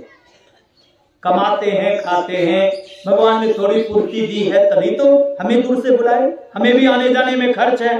विचार करिए, तो आप लोग समृद्ध रहते हैं तो सब व्यवस्थाएं होती हैं। कि कमाना बुरी बात नहीं है, संत लोग कहते खूब कमाइए, लेकिन उन्हीं कमाई में से समय निकाल करके 24 घंटे का समय मिला। संसार बहुत प्यारा है, बेटा बेटी बहुत प्यारी है, जमीन जायदाद बहुत प्यारा, मकान दुकान बहुत प्यारा है, तो 24 घंटे में 21 घंटे संसार के काम लगा दीजिए। बचा कितना घंटा? 3। 21 घंटे की कमाई, इनमें से कौन कौन साथ लेके जाएंगे? हाथ उठाइए, देखना चाहता हूं। 21 घंटे की कमाई जो आपने करी है, उस कमाई में सबके हिस्सेदारी है, बेटा का, बेटी का, गोतिया दियाद का, है ना, बेईमान शैतान का, ठग का, चोर का, भिखारी का और कुछ मेरे जैसे लोगों का भी है ना जी, है कि नहीं है? बोलिए गुरुदेव भगवान की। तो एक 24 घंटे में 21 घंटे की जो आपने कमाई करी है उनमें सबकी हिस्सेदारी, और वो कमाई कब तक? जीवन के साथ, जीवन के बाद नहीं। घंटी बजी तो मुट्ठी बांधे आया बंदा, हाथ पसारे जाएंगे, खाली हाथ आए थे खाली हाथ जाना पड़ेगा। जितना हाय हाय करके कमाए थे सब छोड़कर जाना पड़ेगा। लेकिन 3 घंटे जो प्रभु चिंतन करोगे, 21 घंटा संसार का काम करो, कम से कम 3 घंटा अपने लिए कमाई करो। और वो अपने लिए कमाई क्या है? प्रभु का चिंतन, भगवान का भजन। ये कमाई आपके जीवन के साथ और जीवन के बाद है। भगवान श्री राम ने कहा, जो पर लोग यहाँ सुख चाहूं, सुनी मन बचन हृदय दृढ़ गहूं, सुलभ सुखद मार्ग यह भाई, भक्ति बोल पुराण श्रुति गाई। का यहाँ भी सुख और यहाँ के जाने के बाद भी यदि सुखी होना चाहते हो, एकमात्र साधन महापुरुषों ने बताया। वो साधन क्या है? प्रभु की भक्ति, भगवान का भजन, भगवान का गुणानुवाद। और जो ऐसा नहीं करता है तो भगवान श्री राम ने क्या कह दिया? वो मेरे दृष्टि में सबसे निकृष्ट है, सबसे गया गुजरा है। एक बात बताओ, इस प्रसंग से पहली सीख मिलती है वो क्या? भक्त को विनम्र होना चाहिए। कैसा होना चाहिए? विनम्र, सरल होना चाहिए। जब कोई हम छत पर चढ़ते हैं तो छत पर चढ़ने वाले व्यक्ति को देखे होंगे, वो कैसे चढ़ता है? अकड़ करके चढ़ता है कि झुक करके चढ़ता है? बोलो बच्चों, अकड़ करके कि झुक करके? झुक करके चढ़ता है ना। देखना, जब भी छत पर चढ़ना होता है तो आगे झुक करके चढ़ेगा और उतरने वक्त अकड़ करके उतरता है। अर्थात जो साधना के उच्चतम शिखर को प्राप्त करना चाहते हैं, जो परमात्मा का दर्शन करना चाहते हैं, भक्ति की प्रकाशा को प्राप्त करना चाहते हैं, उनको सरल और विनम्र बनना चाहिए, झुकने वाला बनना चाहिए। जो झुकता है वही आगे बढ़ता है, और जो अकड़ता है वही गिरता है। जो अकड़ करके अभिमान से चलता है, बड़ा अच्छा कहा, झुकता वही है जिसमें जान होती है। अरे अकड़ से तो मुर्दे की पहचान होती है। जो अभिमान बस अकड़ता है वो जिंदा नहीं, मुर्दा है, मुर्दा। और जो जीवन में मुर्दा बन गया है वो भजन कर सकेगा? कभी भी नहीं। इसलिए विनम्र होना चाहिए, सरल होना चाहिए। सबरी ने क्या कहा? हे प्रभु, तुम कृपा निधान, गुण के निधान हो, तुम्हारी स्तुति किस तरह करूं? यानी भगवान की बड़ाई सबरी ने की, और सबरी की बड़ाई किसने की? भगवान ने। यानी भक्त जब भगवान की स्तुति करता है और भक्त भगवान के अनुकूल बन जाता है तो भगवान भी उनकी बड़ाई करते हैं। सबरी इतनी महान थी, लेकिन उन्होंने अपनी महानता का परिचय नहीं दिया। जैसे वृक्ष में फल लगता है तो डाली स्वतः झुक जाती है, उसी तरह जिस साधु साधक के अंदर साधना में तरक्की लग जाती है, वे सरल हो जाते हैं, विनम्र हो जाते हैं, अभिमान रहित हो जाते हैं। अब जिनका जीवन अभिमान रहित होता है, उन्हीं के हृदय रूपी मंदिर में भगवान का दर्शन होता है। जैसे लकड़ी को आप लोगों ने देखा होगा, लकड़ी के ऊपर सरसों तेल लगा दीजिए या मोबिल लगा दीजिए और उस लकड़ी को पानी से घोले हुए रंग में डुबोइए तो लकड़ी के ऊपर रंग चढ़ जाएगा ना जी? माता जी कहती हैं, तेल लगा देंगे लकड़ी पर, मोबिल लगा देंगे, अब पानी से घोले हुए रंग में लकड़ी को डुबाएंगे तो लकड़ी के ऊपर रंग चढ़ेगा? नहीं चढ़ेगा। क्यों नहीं चढ़ेगा? क्योंकि तेल की काई या मोबिल की काई लगी हुई है। ठीक उसी तरह यदि भक्त के हृदय में यदि अहंकार की काई लगी रहेगी तो भक्ति का रंग कभी भी नहीं चढ़ सकता है। इसलिए भक्तों को कैसा होना चाहिए? अभिमान रहित होना चाहिए, सरल होना चाहिए, सहज होना चाहिए। जब सबरी ने कहा कि मैं हर तरह से नीच हूं, पहली बात तो उन्होंने कहा कि मैं जाति से भिड़ी हूं, दूसरी बात देखने में कुरूपा हूं, तीसरी बात पढ़ी लिखी नहीं, अनपढ़ गंवारिन हूं, और चौथी बात मैं नारी जाति की हूं। इसलिए हे प्रभु मैं तुम्हारी स्तुति किस तरह करो, नारी तो नीच होती है ना। सबरी ने कहा। भगवान मंद मंद मुस्कुराने लगे और मुस्कुराते हुए उन्होंने कहा कि सबरी मुझे जाति पाति से मतलब नहीं है, कुल धर्म से मतलब नहीं है, धन संपत्ति से मतलब नहीं है, पद प्रतिष्ठा से मतलब नहीं है, वैभव से मतलब नहीं है। तो मतलब क्या चीज से है? तो मैंने शुरू में क्या कहा? भक्ति से मतलब है। और रही बात तुम सबरी कहती हो कि नारी नीच होती है, नारी नीच नहीं होती। एक माई मेरे पास आई और उस माई ने कहा कि बाबा गोस्वामी जी ने बड़ा पक्षपात किया है। मैं चौंक गया क्योंकि संत हैं गोस्वामी जी, और गोस्वामी जी पक्षपात कैसे कर सकते? मैंने पूछा, गोस्वामी जी महाराज तो संत हैं, गोस्वामी तुलसीदास जी महाराज तो संत हैं, और संत पक्षपाती नहीं होते, जो पक्षपाती होते वे संत नहीं होते। एक बार मैं ट्रेन में यात्रा कर रहा था, आजकल के जितने भी संत हैं वो चोर, लुटेरा, लुच्चा, लफंगा, बेबिचारी होते हैं। मैंने कहा पिलास से जीवा को पकड़ूंगा और पूरे जीवा काट लूंगा। इतना सामर्थ्य रखता हूं संतों को, ये गालियां दिया तूने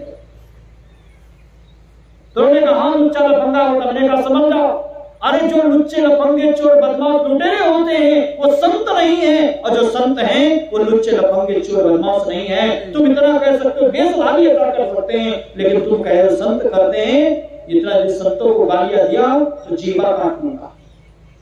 तुरंत हाथ जोड़ा, गुरु जी क्षमा करेंगे, मैं वेशधारी संतों की बात की। मैंने कहा तुमको ये बोलना चाहिए कि वेशधारी संत लोग ऐसा कर, वेशधारी जो अपने आप को संत कहते हैं ऐसा लोग करते हैं, लेकिन जो संत होते हैं वो कभी भी व्यभिचारी नहीं हो सकते, कभी अनैतिक कर्म नहीं कर सकते। जो संत होते हैं महान होते हैं। सबरी से उस माई ने मुझसे कहा कि सर गोस्वामी जी ने पक्षपात किया। मैंने कहा ये माता जी तालमेल नहीं है। मैंने कहा कहां पक्षपात किया है? तो उन्होंने कहा रामायण में लिखा है ढोल गमार शूद्र पशु नारी ये सब हैं ताड़न के अधिकारी। अभी भारत में इसी पर बहुत डिबेट चला, बहुत विवंडर हुआ है। ये ढोल गमार शूद्र पशु नारी पर खूब विवंडर हुआ, यहां तक कि रामायण को जलाने की बात कर रहे थे, क्योंकि वो संत की बात को नहीं समझ पाते। सुनने में लगता है 5 शब्द, कितना सुनने में शब्द लगता है? 5। पहला शब्द ढोल, दूसरा गमार। क्या चल रहा है? उनको बोलिए ना आधे घंटा रुक जाएंगे थ्रेसर वाले से।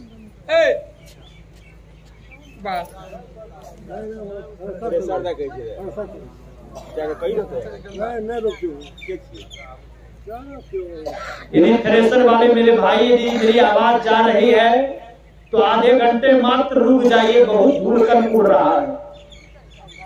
श्री सद्गुरु महाराज की जय। एक बार निवेदन उनसे करिए, बहुत धूल उड़ रहा है, उनको कहिए कि थोड़ी देर के लिए रुक जाए। बैठिए, आप लोग सब मत खड़े होइए। बोलिए गुरुदेव भगवान की। सुनिए, उन्होंने कहा कि ढोल गमार शूद्र पशु नारी ये सब है तारण के अधिकारी। कहां का पुरुषों को पीटना चाहिए? बोलिए पक्षपात किया कि नारियों के साथ? मैंने कहा माता जी बिल्कुल नहीं, समझने में आपको भूल है। तो उन्होंने कहा समझा दीजिए। मैंने कहा सुनने में लगता है 5 शब्द। कितना? 5। पहला शब्द है ढोल। तो बिना पीटे ढोल बजेगा? बोलिए बजेगा? तो हथौड़ा से पीटेंगे तो बच जाएगा ना?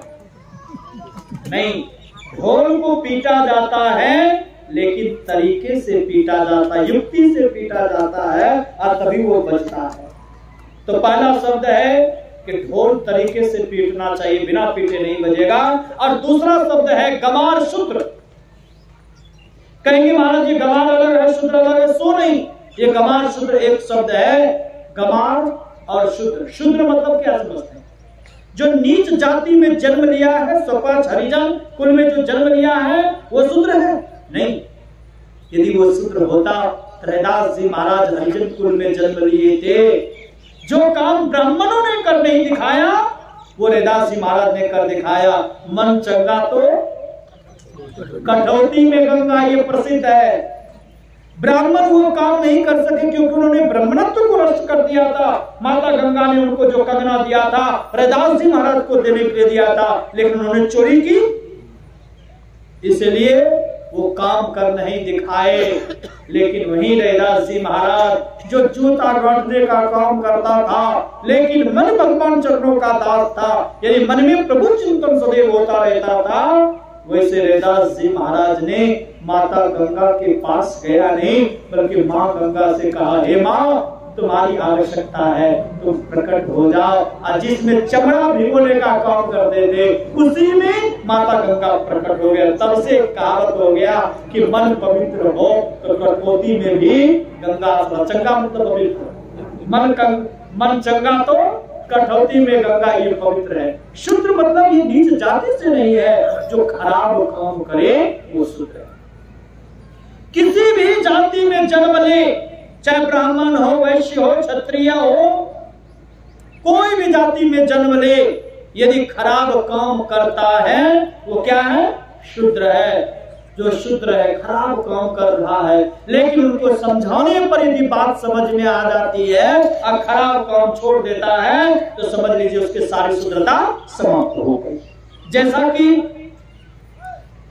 अंगुलीमाल कितना बड़ा पापी था, अंगुलियों को काटता था, छीना झपटी का काम करता था, लेकिन भगवान बुद्ध आए, भगवान बुद्ध ने एक वाक्य मात्र कहा, मैं तो ठहर गया, तू कब ठहरेगा, तोड़ो नहीं जोड़ो, ये बात समझाया और अंगुलीमाल को समझ में आ गई। भगवान बुद्ध के शरणागति को प्राप्त की, संतत्व की गति को प्राप्त कर लिया, उनकी सारी शुद्धता समाप्त हो गई।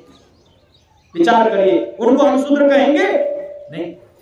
रत्नाकर जिनके संबंध में कथा आती है कि 7.5 मन जन्म हो गया था, इतने लोग बैठे, किनको किनको जन्म हो, ज्यादा से ज्यादा 1-2 लोगों को होगा, लेकिन रत्नाकर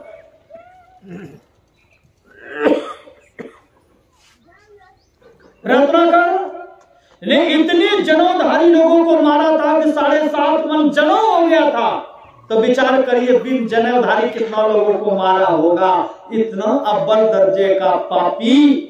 लेकिन जब भगवान नारद के संग में गए और भगवान नारद ने उसे समझाया, सारे पाप कर्म को छोड़ दिया और इतनी साधना की, उनके पूरे शरीर पर दीमक लग गया। दीमक का पर्यायवाची शब्द है बल्मीक। यदि पूरे शरीर में, कुछ लोग दियार, दीमक, कुछ बॉडी को नाम से जानते हैं, पूरे शरीर में मिट्टी का ढेर लग गया, दीमक लग गया, और उनको लोग देखकर क्या बोलते थे? बल्मीक बल्मीक बल्मीक। और कहते कहते उनका नाम क्या पड़ गया? वाल्मीकि। उल्टा नाम जपत जग जाना वाल्मीकि है, ब्रह्म समाना, ब्रह्म के सदृश हो गए, यानी सारी शुद्धता समाप्त हो गई। उनको शुद्र कहेंगे? नहीं। आज भी हम लोग लेखनी उठाते हैं तो आदि कवि वाल्मीकि का स्मरण करते हैं और तब लेखनी का शुभारंभ करते हैं। इनके विचार को सुनिए, उनकी सारी शुद्धता कब समाप्त हुई? जब संत के शरण में गए। तो शुद्र जाति से नहीं, कर्म जो खराब करे वो शुद्र है, और जो कर्म खराब कर रहा है समझाने पर भी बात नहीं समझे, तो पहली बात तो उनको तरीका से समझाना चाहिए, उदाहरण देकर समझाना चाहिए, कर्मों का परिणाम देकर समझाना चाहिए। और उतना पर भी नहीं समझे तो गोस्वामी जी ने कहा कि शूद्रों में जो गमार होता, जो बात नहीं मानता उसको गमार बोलते हैं। शूद्रों में जो गमार है उनको समझाने पर इसकी यदि गमारीपन समाप्त नहीं होता है तो बात की भाषा नहीं, तब किन की भाषा चाहिए? बात की भाषा नहीं, लात की भाषा चाहिए। यानी उसको दंड देकर यातनाएं देकर उसको सुमार्ग पर लाना चाहिए। इसलिए दूसरा शब्द है गमार शूद्र, जो तरीका से उसको रास्ते पर लाया जा सकता है, उसको दंड देकर गमार शूद्र को भी सारी शुद्धता समाप्त कर सकते हैं। और तीसरा शब्द है पशु नारी। जिन नारियों के अंदर पशुता का गुण भर गया है, अर्थात जो व्यभिचारिणी हो गई हैं, जो एक पति को छोड़कर पर पति से नेह करती हैं, जो शारीरिक संबंध बनाने की वजह से, कि पशु को रिश्ते नाते संबंध से कोई मतलब नहीं होता, किसी पशु के साथ संबंध स्थापित हो जाता है, ठीक उसी तरह जो नारी एक पति का परित्याग करके व्यभिचारिणी हो गई है, पर पुरुष से गलत संबंध स्थापित करती हैं, तो गोस्वामी जी ने कहा ऐसी व्यभिचारिणी स्त्री को पशु नारी कहा, और ये पशु नारी दंड के अधिकारी है, उसको दंड देकर सुमार्ग पर लाना चाहिए। इसलिए भगवान ने कहा नारी नीच नहीं होती। सबरी यदि नारी नीच होती तो नारी तो अनसुईया जीवी थी, सावित्री थी, सांडली थी, वो भी तो नारी थी, जिन्होंने सूर्य की गति को रोक दिया, जिन्होंने अपने पति को जीवन दान दिया, कोढ़ रोग से मुक्त किया। विचार करिए, जिन्होंने ब्रह्मा विष्णु महेश को बालपन अवस्था में गोद में खिलाया, अपना दूध पिलाया, सोच सकते हैं वो भी तो नारी थी।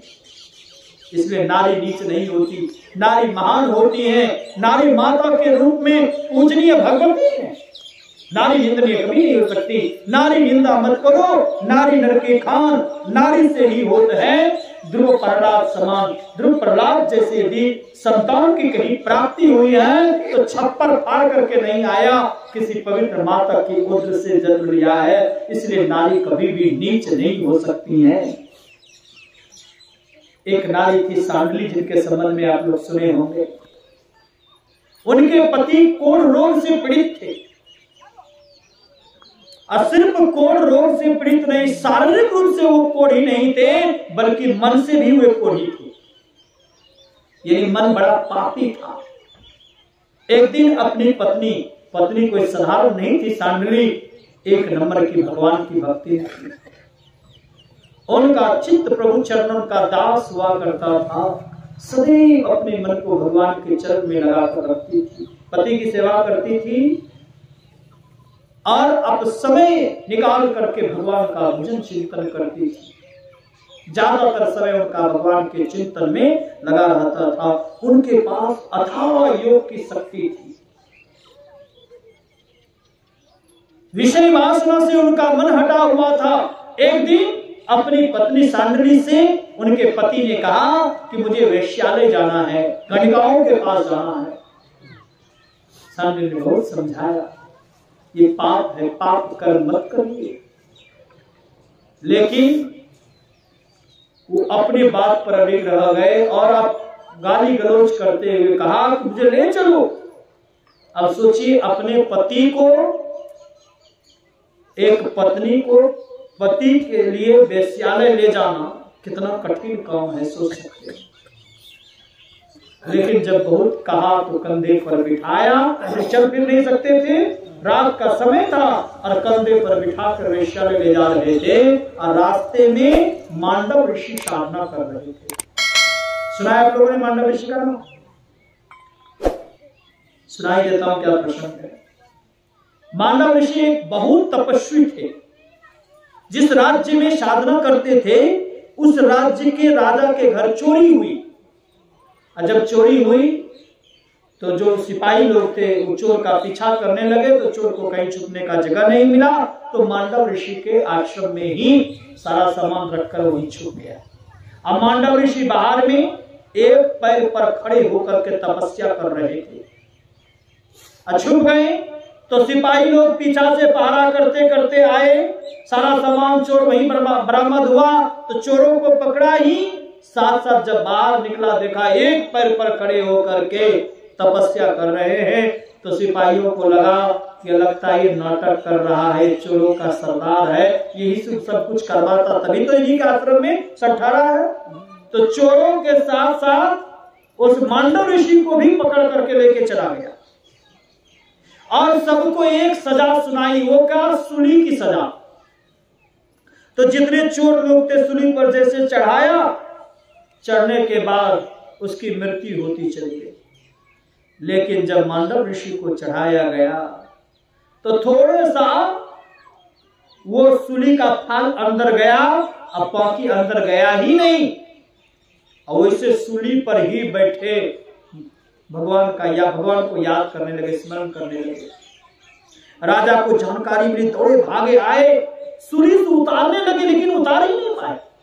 सूली खींचने का बहुत प्रयास किया। अब सोच सकते, सूली गड़ा हुआ हिलता डुलता है, कितना कष्ट होता होगा।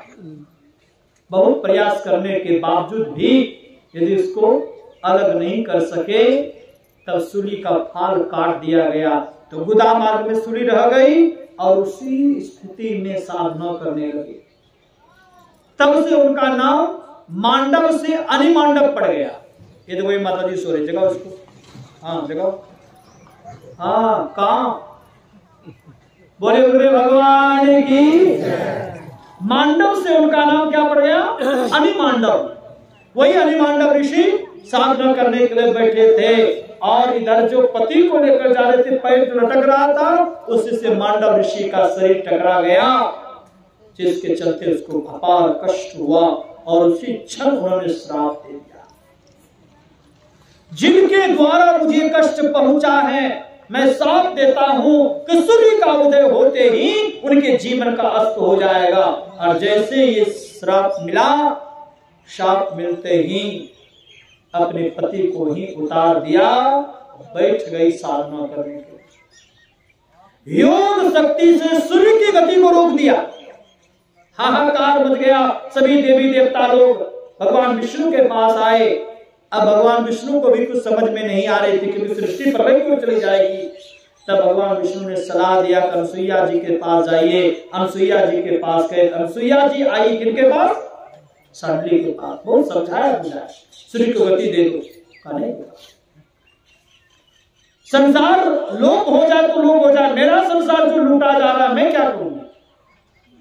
तब अनसुईया जी ने कहा कि यदि सूर्य को गति दोगे तो ऋषि का जो श्राप है वो श्राप पूर्ण होगा, उनकी बातें मिथ्या नहीं होगी। और मैं वचन देती हूं कि तुम्हारे पति की मृत्यु हो जाएगी। ये बात तो है सत्य। जब तुम्हारे पति की मृत्यु हो जाएगी तो मैं तुम्हारे पति को जीवन दान दूंगी, अनसुईया जी ने कहा। तब सांडली ने सूर्य को गति दी। सूर्य का जैसे उदय हुआ, उनके पति की मृत्यु हो गई। तब योग शक्ति से अनसुईया जी ने उनके पति को जीवन दान दिया। और जीवन दान ही नहीं दिया, बल्कि कोढ़ रोग से पीड़ित थे, सब कोढ़ रोग से भी उन्हें मुक्त किया। वो भी तो रानी थी ना। कथा बहुत है। मेरे कहने का तात्पर्य है कि नारी नीच नहीं होती, लेकिन जो नारी अपने धर्म का परित्याग करके अधर्म पर उतर आए, वो नारी निंदनीय है। वो नारियों में वो पशु है। ऐसे पशु नारी को दंड देकर के सुमार्ग पर लाना चाहिए, ऐसा कहा। इसलिए शब्द है ढोल गमान शूद्र पशु नारी, ये सब है ताड़न के अधिकारी, ये पांचों को पीटना चाहिए, ऐसा कहा। विचार करिए। इसलिए नारी की निंदा नहीं, नारी महान होती है। भगवान श्री राम ने कहा कि सबरी, नारी नीच नहीं होती है, नारी महान होती है, नारी की निंदा करने योग्य नहीं है। प्रसंग तो अभी बहुत बड़ा है। ये प्रसंग मैं आप लोगों को कल प्रातः काल पूरा करूंगा। अभी जहां तक मैंने प्रसंग सुनाया, मुझे लगा इन बातों को स्पष्ट रूप से खोलना चाहिए और इसीलिए मैंने चर्चा की है। भक्ति, जो नवधा भक्ति का भगवान श्री राम ने वर्णन किया है, उस नवधा भक्ति में पहली भक्ति से नौ भक्ति की चर्चा अभी बाकी है। भक्ति क्यों करनी चाहिए और भक्ति के अंग कौन कौन है, भक्ति की शुरुआत कहां से होती है, इन तमाम बातों की चर्चा कल प्रातः काल के सत्संग में हम करेंगे। आप लोगों